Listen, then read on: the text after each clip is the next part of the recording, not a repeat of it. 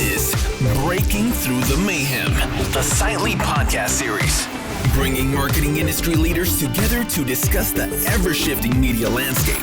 Learn about the ins and outs of real-time marketing, brand safety, influencers, data privacy, technology, and so much more. All from industry experts with real experience, giving you the real answers. Now, let's break through the mayhem. Welcome to a brand new episode of the Breaking Through the Mayhem podcast. Today, we've got something truly special for you. We delve deep into the heart of innovation, leadership, and marketing. Today, I'm featuring Tran, who is a 3-time marketing and operations executive with over 20 years of experience in customer experience strategy, marketing operations, and business transformation. She shepherds businesses and teams through complex marketing and operational transformation, enabling exponential growth. Welcome to the show, Tran. Thank you, Michelle. I'm so happy to be here. I'm so excited to have this conversation. Me too. So what the listeners don't know is that you and I are also friends outside of this. So I'm going to try to keep it as professional as possible. But I'm just so grateful that you are here with us today for Site Lead's podcast. So to just introduce you a little bit to our audience, can you tell me a little bit about your professional and personal journey as a MarTech and RevOps leader? Absolutely. And this is one where I would say if I were to sum up my career, including the most recent API Rising efforts, I think about it as a career around the theme of human centricity. And a lot of times we think about marketing, RevOps, etc., as being customer centric in order for us to get their dollars. But I have seen this throughout my career is that there is a marketing operations component or a business operations component that is key to actually making the vision a reality. Like if you don't end up enabling your employees to deliver on the vision that you have, you're not going to be able to reach that full potential of that vision. And so I think about it in a lot of different facets, not just from the strategy standpoint, but what's our feasibility and ability to actually deliver on that from a technology, process, and operations standpoint. That makes so much sense. So what I'm really hearing you say is that we've been talking as an industry a lot about being customer centric, but that for you, as you summarize your professional journey in this space, it's really about human centricity. And that Yes. human centricity is not just a marketing strategy, but it's actually good for business. Absolutely. If you aren't enabling your employees, you're never going to reach that full kind of revenue potential. It's not going to be possible. And you see this time and again, right? Vision not being able to become reality in so many ways. So let me just cover a little bit about how I got here. And I will say it took a little bit, right? So we all have our journey, but I started out as a marketing manager for a museum and nonprofit. And in a nonprofit, you wear every single hat. I did kind of press releases and PR. I created all the advertising. I did all the graphic design. I managed the website. And most importantly, I managed that development database. So making sure that you're mining that database, building relationships, communicating with donors, etc., in order for us to get donations. So then the museum can continue operating and delivering amazing experiences for people. After that, I decided to kind of try my hand in the startup world and went to StubHub, where, by the way, many of my friends felt that I didn't deserve that role because all the guys wanted to work for StubHub, having sports tickets, etc. They were very, very jealous of my role there.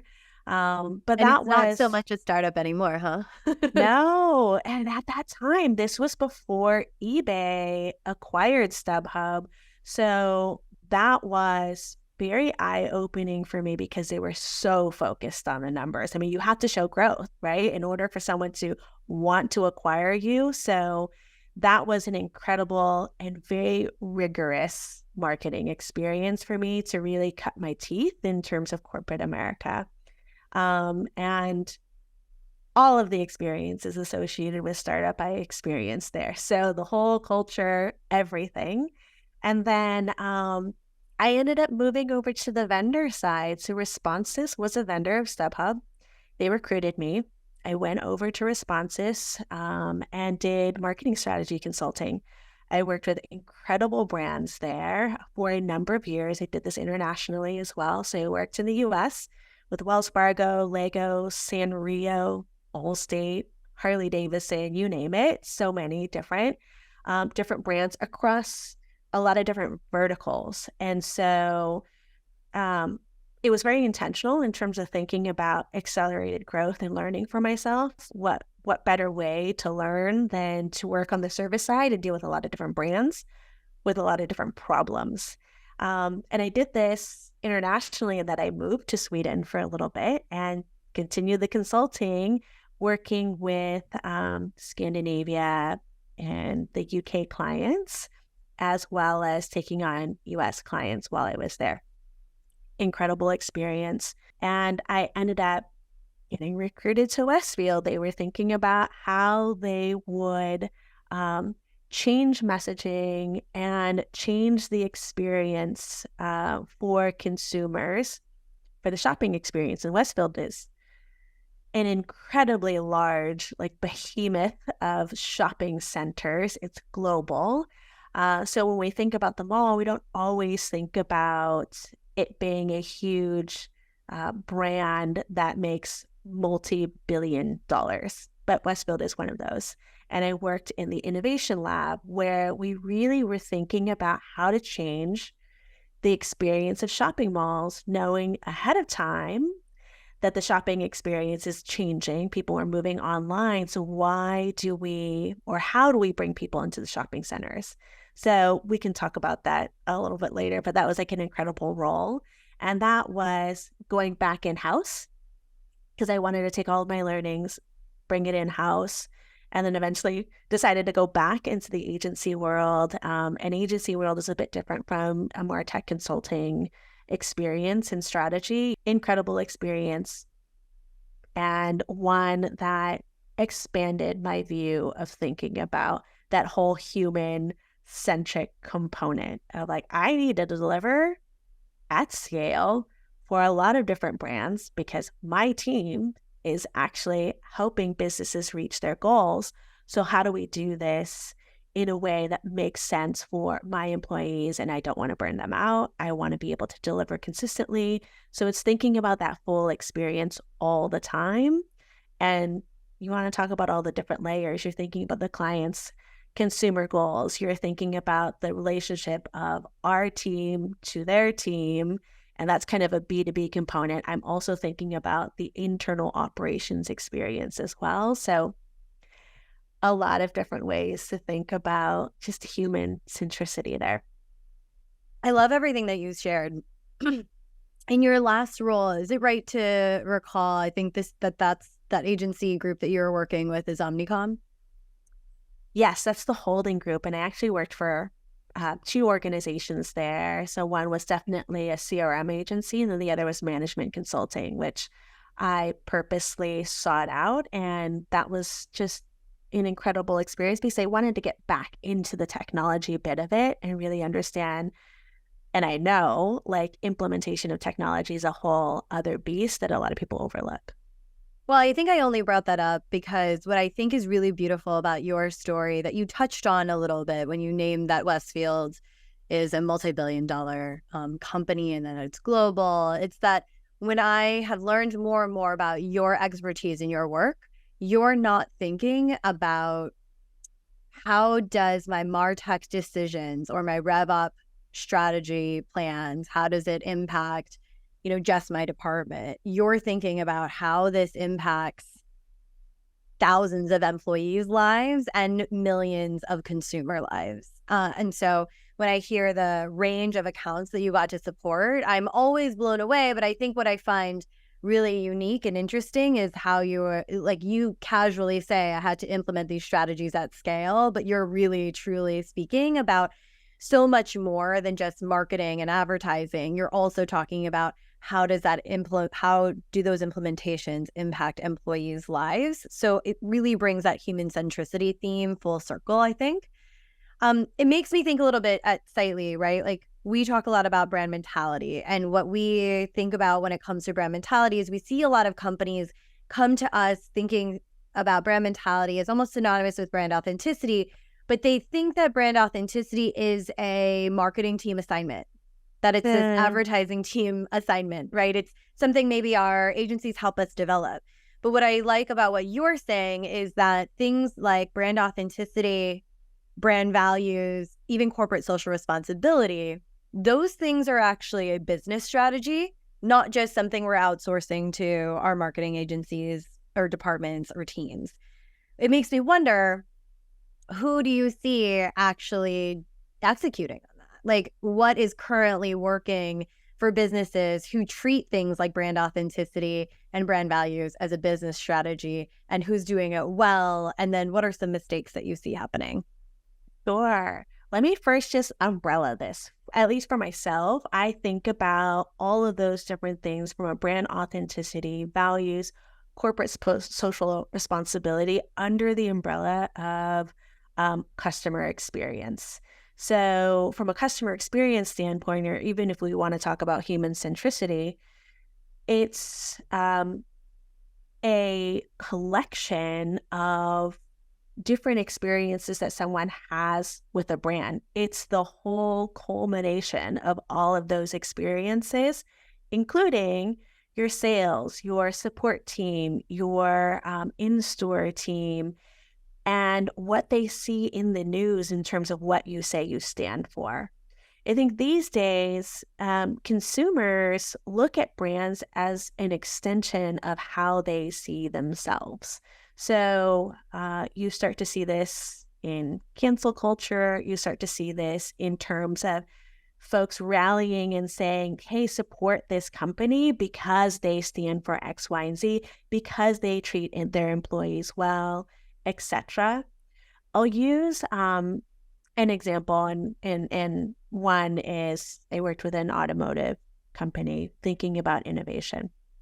This company has automobiles that are more affordable than your kind of luxury brands. And when you think about that, you think about accessibility. This is an accessible product for me. I can buy this. It's very reliable.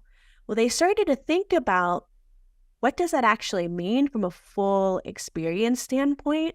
And they started to think about accessibility in terms of the shopping experience for people who might have kind of hearing challenges or hearing disabilities. So how do you actually change that experience fully?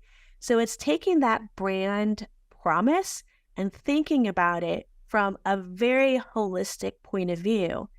And when you think about that, there's a whole service design component associated with it. So not only are you thinking about it from the very start of the whole digital experience and what does that look like, to then, understanding the research and key pieces of information that that particular audience is going to be looking at.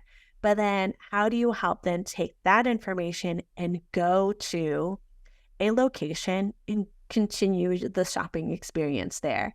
How do those salespeople know that you're dealing with a very different client with their very different needs? So that whole experience is covering so many things. It's making sure that they're fulfilling on their brand promise that they've said, but in a lot of different ways. And you are enabling your employees to be able to be part of that full human experience or customer experience. I love that example. Oh, sorry. Were you not done? Keep going. No. I love that example. I wanted to reflect a couple of things that I learned. I took a bunch of notes. It's that you're sort of rebranding customer experience as human centricity, which I love. And I feel like could be, one of the main takeaways from our conversation. I love how you define that as different experiences that people have with the brand at all touch points, but you're not just thinking about people as end consumer. You're also thinking about people as internal employees.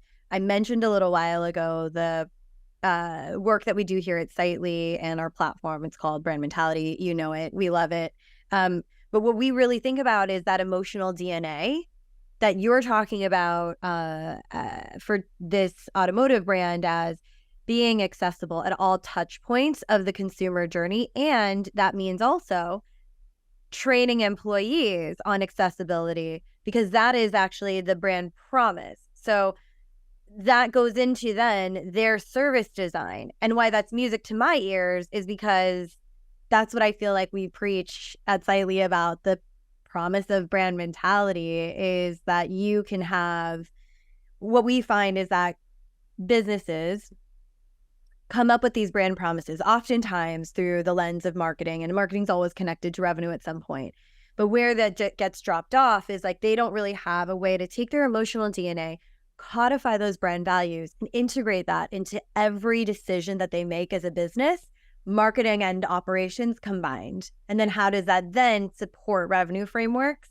And it sounds like that's a practice we've seen at Sightly be really effective for businesses. It's what we're out in the market teaching other clients to do. But it sounds like you've hands-on done that with this large automotive brand. And I guess I'm kind of curious, is there anyone else that you've seen that be the case? Is that something that you're seeing consistently across the board, where that brand promise, the ability to execute it at all stages of, yes, consumer journey, but also business process? Like, are you seeing that be effective? From a process standpoint, I mean, I could probably bring a couple of different ideas to mind here. One is a brand that I haven't worked with, but I heavily admire, and that's Patagonia.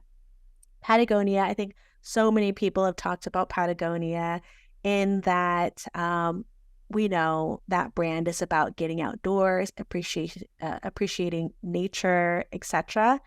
And what was such a big splash in the media was one year they decided they are not going to open on Black Friday, when so many retailers are making their kind of large marketing dollars during that period of time.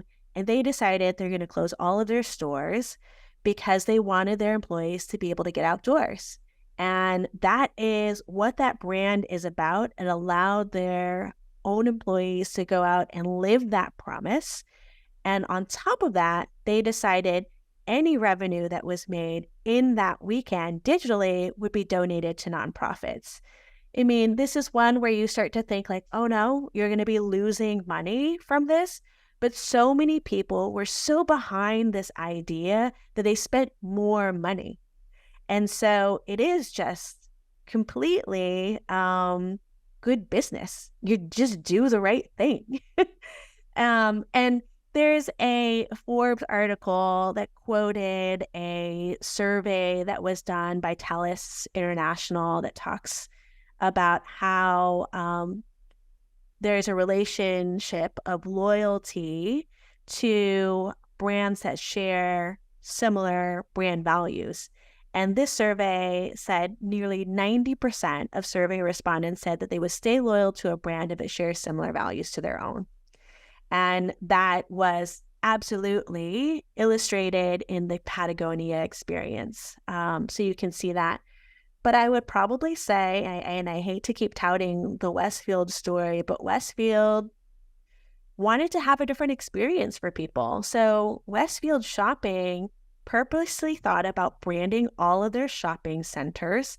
So there is a Westfield shopping center. I think there's 40 in the United States. There's 2 large shopping centers in the UK and roughly 40 in Australia as well. And they are all known as Westfield. So you know a Westfield shopping mall from a different mall. And they fully changed that experience as a destination experience. It's not just shopping. And actually, I shouldn't call it a mall because it was purposely called shopping centers. It is a center where people spend their time and they're making human connection at that point.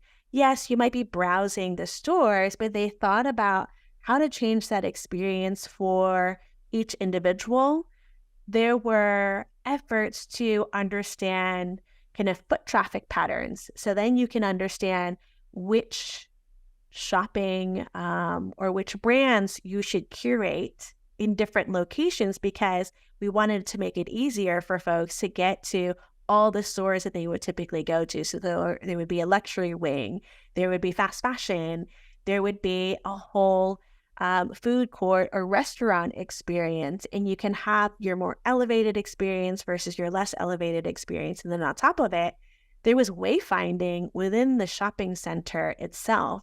And there were patented technology that allowed that blue dot to actually work within a large shopping multi-level experience because it wasn't available before. And Westfield worked with Google on this. So it's a pretty incredible effort that they said, this is important. We are going to invest dollars here and change the way that people think about the shopping experience. And they became family destinations. That's amazing. Can you talk a little bit about how they actually discovered that information about their consumers? Did they run surveys? Like how? I think one thing we think about a lot at Sightly, as you know, is that clients a lot of times will have these really great customer experience ideas, but then how do they pair some of those new products or features or things actually into the moments of need as consumers are having them in real time? When you just told that example for Westfield, it sounds that they were able to execute on that. And that, from a business process standpoint, is one of the biggest challenges. It's kind of why we created brand mentality for Sightly, but it's like one of the biggest challenges we see is that businesses struggle to keep up with the changing needs of consumers in real time. So how do you think about that for Westfield so that you could come up with these more dynamic experiences that were really meeting customers where they were in that moment of need? Yeah, I mean, I want to say foot traffic is probably a big indicator. So we had like cameras in terms of foot traffic and tracking all of that information. We didn't have a Sightly at the time. So being able to see not just behavior, but more of those life moments and those key cultural moments that you can kind of integrate into how brands are connecting with their audiences. So it was a little bit slower then. So there's a lot of research that was done. We leverage research firms. We've done our own kind of research as well, where we interviewed a lot of people. We prototyped them some things. We tested it to see how people responded to those interactions as well. At one point, I think we had launched a food app for folks who were in the area, for businesses who we knew they needed to go and order food and be able to pick it up very quickly. We changed the whole service experience for pickup. And that didn't necessarily continue on, mostly because there were other businesses that aggregated all of the restaurants in the area, like a DoorDash and Uber Eats, that just made it easier from that standpoint. But we tested that out because we wanted to make sure that it was a different experience for people. So there was a lot of testing and learning and a very big willingness to take some risks and try that out. So we had all of that information kind of not ready at our fingertips because we had to do the kind of longer process of doing that research, building something, and then testing it. If I think about how we worked with some brands, I thought that was very interesting because if you think about a shopping center, you have the relationship in terms of the actual physical location with consumers who might come to the shopping center, but you're also marketing indirectly in some way brands to these audiences. So how do you let people know that there's a Sephora event that's happening? Like, who should get that information? And how quickly can we pull sales information, inventory information into the platform that Westfield was building out to consumers who are coming to the store? And we did look at inventory. We did have all of these integrations and connections to work with the brands and allow the marketers who were managing the shopping center to very quickly deploy promotions and things that they wanted to feature. So we were thinking about the whole ecosystem. I love the idea of personalized, curated menu and restaurant. That's so smart. I also really love what you shared about getting brands on board to personalize those customer experiences without necessarily feeling salesy, because you're meeting, again, the customer came to shop. So how are you giving them this elevated retail experience? I'm actually seeing a lot of that now as like clients. It's interesting that you're saying that you've done this, it feels like many ages ago, but brands are actually still just figuring that out right now. And I know we'll talk about that in a little bit, but before we moved off the topic of like who's doing it well, I was wondering, do you have any examples of brands that are essentially taking the same concept but not executing it really well? So folks who aren't following through on their brand promise, who haven't decided that brand authenticity is good business or human centricity is good business. What are some of the mistakes that you're seeing? Yeah, I have two. One that is just a no-brainer, and we'll just say Kanye West is a brand, right? He's totally a brand. There's all sorts of people that follow him. But we saw cancel culture is a thing. And if you are not living your kind of brand authentically, if you are not taking a stand on some things, people will call you out. Unfortunately, Kanye decided to be very vocal in terms of his thoughts and ideas, and very quickly partners like dumped those partnerships with him. So I think there was an instance where he wore a White Lives Matter t-shirt at a Paris fashion event. I had the same response as well. And of course, there's his support of Donald Trump. If you think about all of the folks that have been fans, there is a huge disconnect that's happening there. And I think you saw, we know, all sorts of different partners dropped him, including Adidas, Balenciaga, like all these different brands decided to drop him. There is another brand, and I feel very conflicted about this, and this is Budweiser.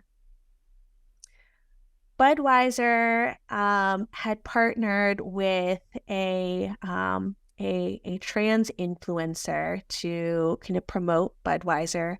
There was a whole backlash associated with it, and then they ended up having to pull all of the kind of efforts associated with that and that partnership. And I recently went to a diversity summit, which Michelle, you were at as well. And we were talking about this. We were talking about Budweiser and folks and Budweiser actually making an effort and saying, we want to take a stand on kind of gender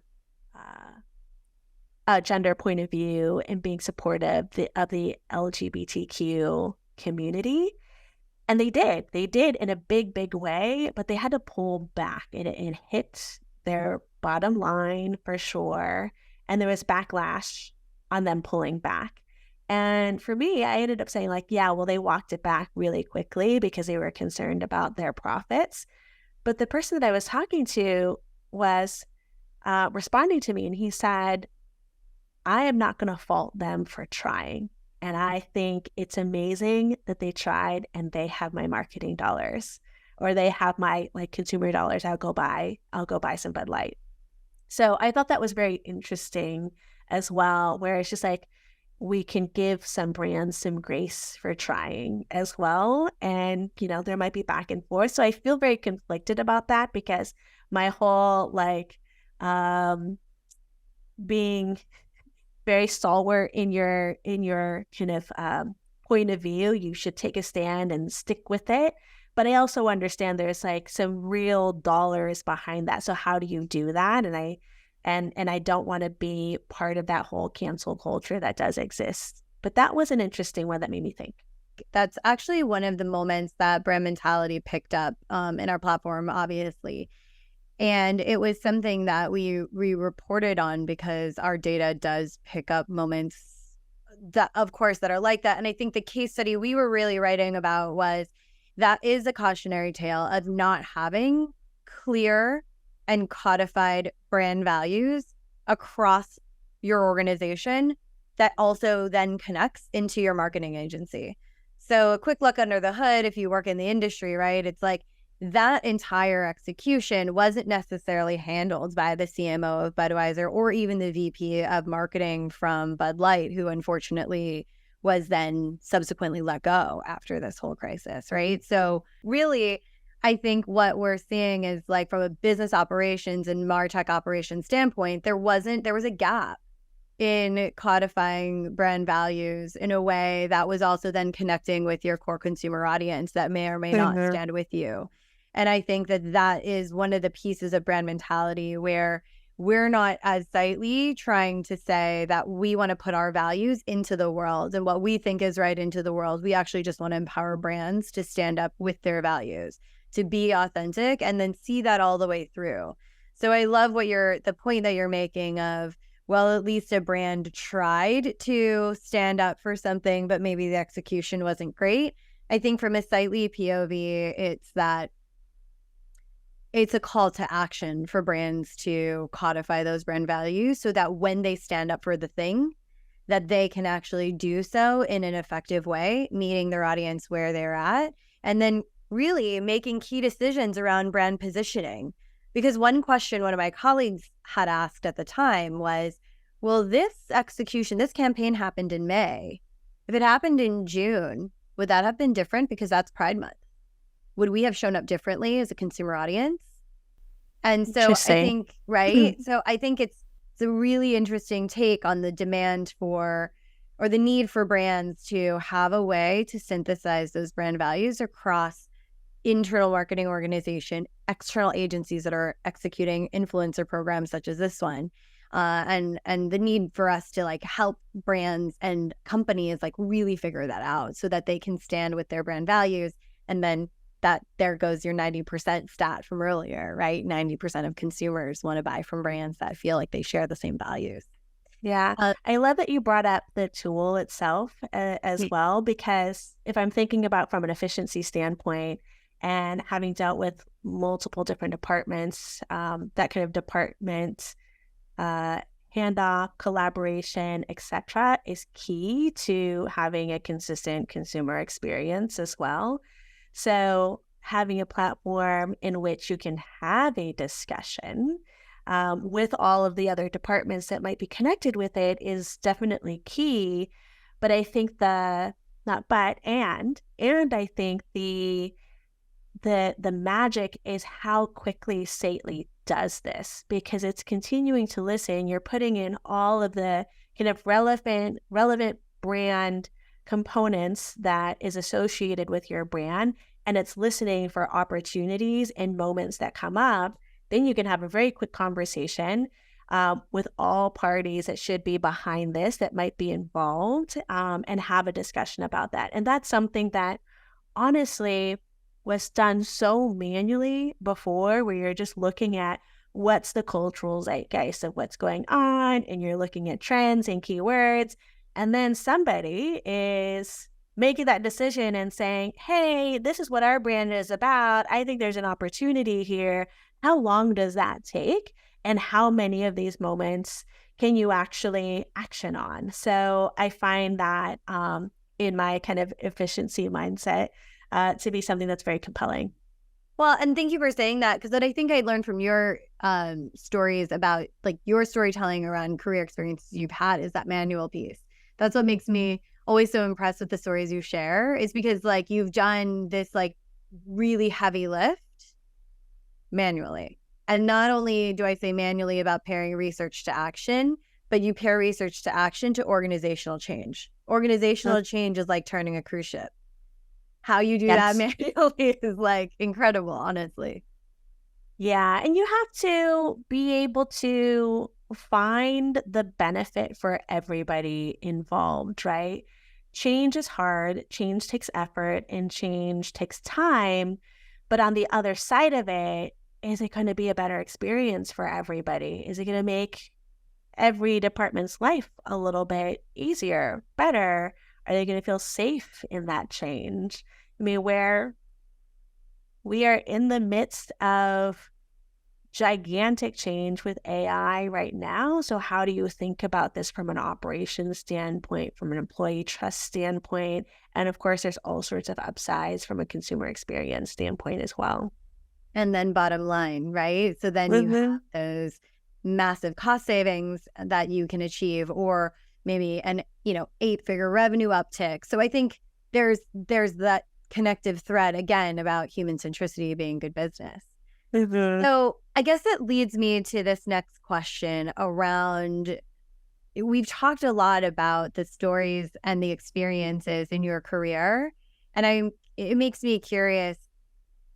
It feels like we're repeating some themes, right? And that's great. And I think from a listener standpoint, they're like, oh, okay, great. I have a lot of case studies for the talking points here. But I guess it makes me wonder, how has your advice or leadership with clients and businesses evolved over the last 2 decades? A lot has happened. AI, right? There's a lot of transformation that has happened in the last 2 decades.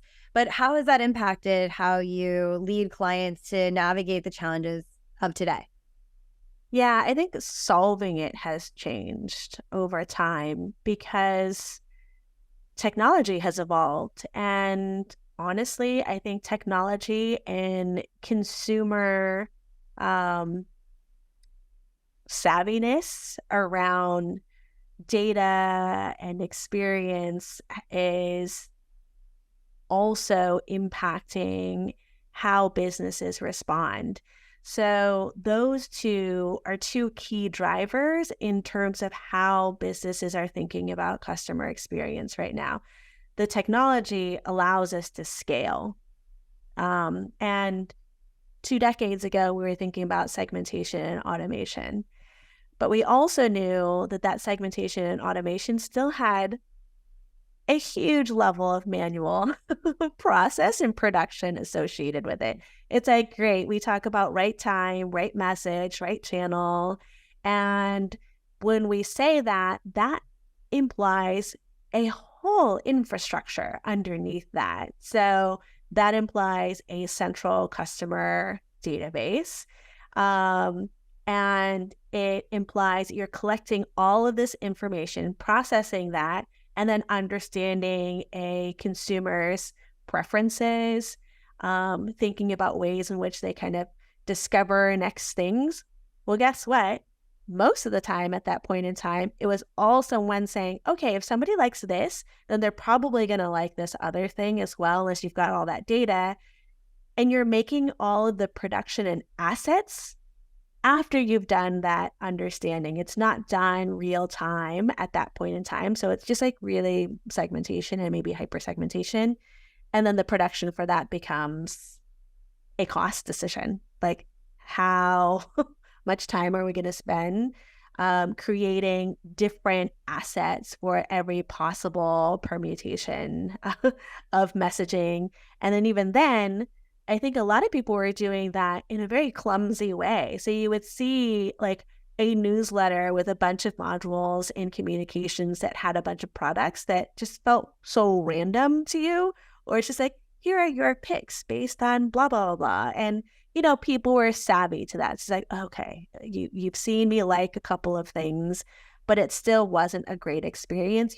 People started craving that more human experience associated, where you're having a conversation and somebody's bringing in their point of view into it as well from a discovery standpoint. So that also has changed now, where you're dealing with more AI decisioning. I think the production of that is going to be really interesting to see with AI creation of content.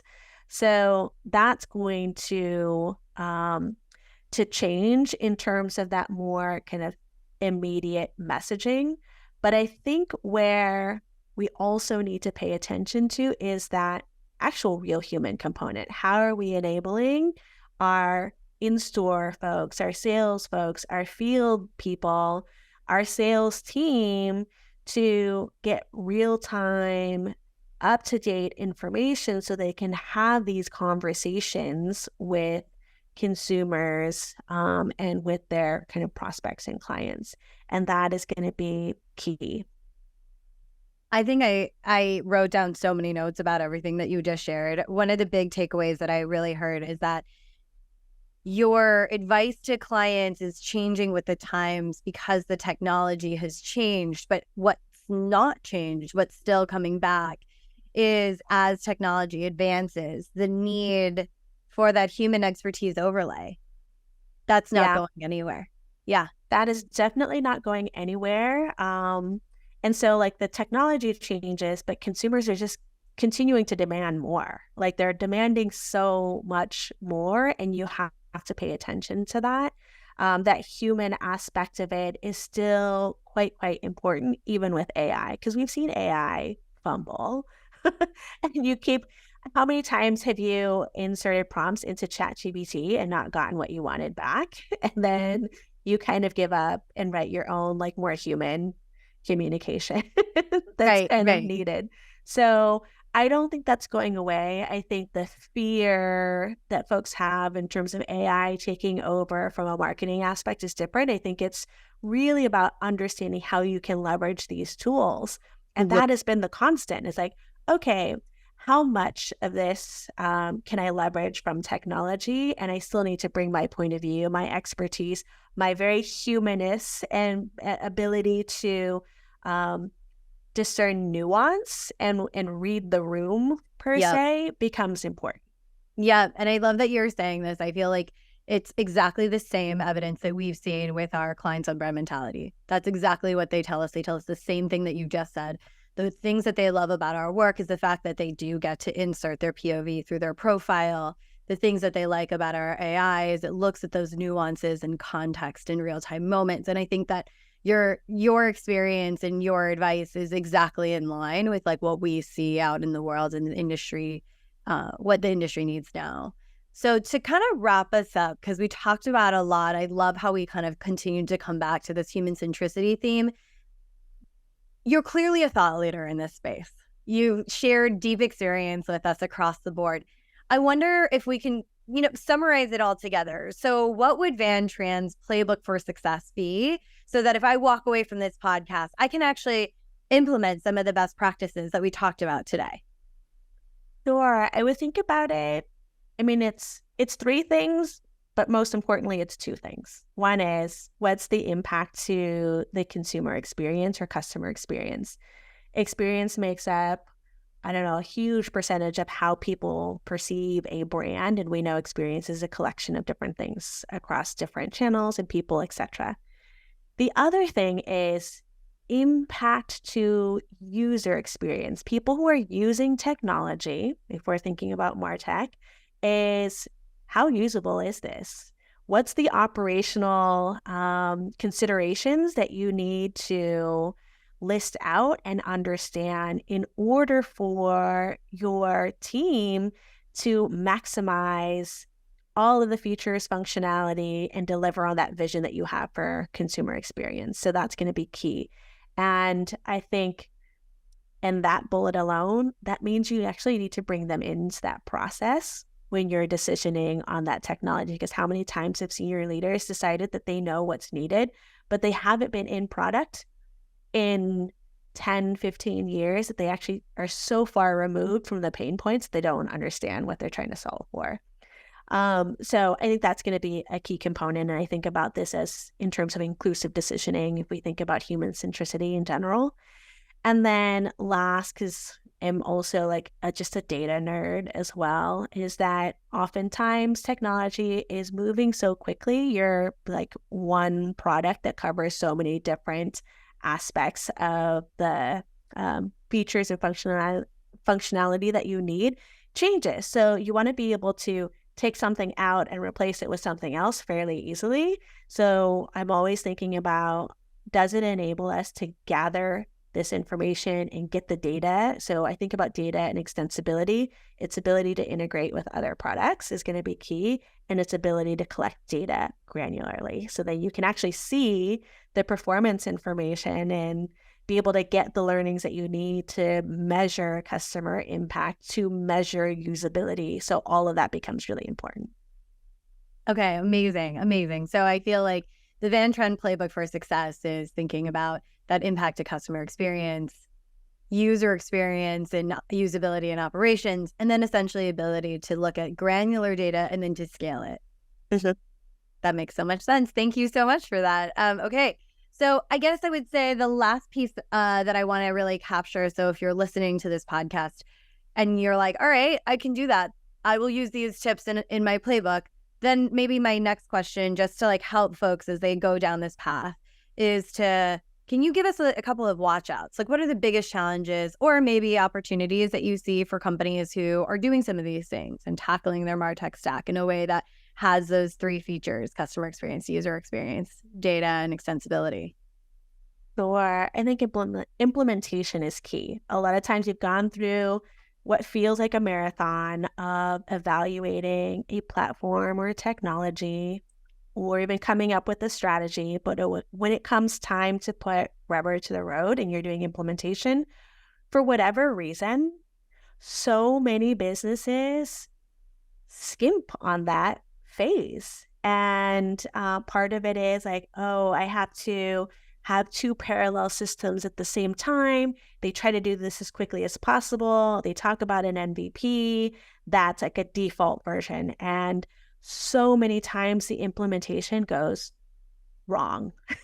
And then 1 year into it, 2 years into it, they're pissed that they spent all this money purchasing a robust enterprise platform that they implemented poorly, and that's not going to work for their processes, their teams, their business, because they really didn't spend the time thinking about how to implement this the right way. So that is definitely a watch out. And I will say this just because I've seen this happen so many times from a migration standpoint. Your professional services that's associated with that particular brand's product isn't always the end all. Like, you may need to bring in a consultant that really understands your business and pushes for something that's more thoughtful versus something that's as quickly done as possible because they've done this 15,000 times. But they start to find efficiencies, and you start to strip out like the really important bits of your business that needs to stay incorporated into that implementation plan. So I think that is a watch out. The other watch out is when folks are evaluating the platform and they're not thinking about total cost of ownership.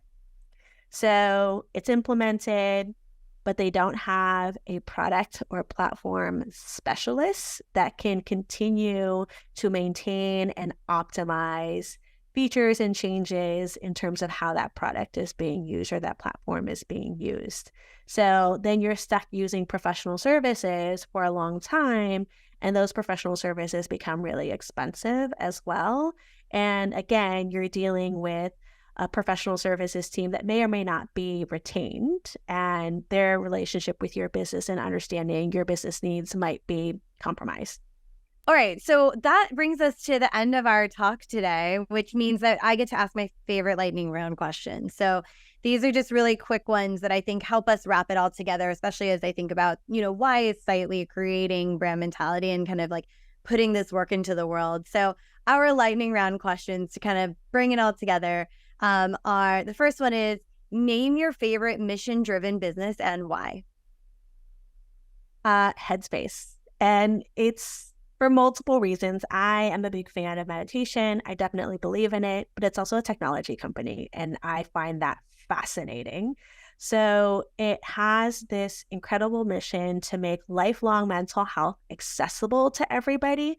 But we all know, like, our effort to care for ourselves gets interrupted, and we have all sorts of excuses not to take care of ourselves.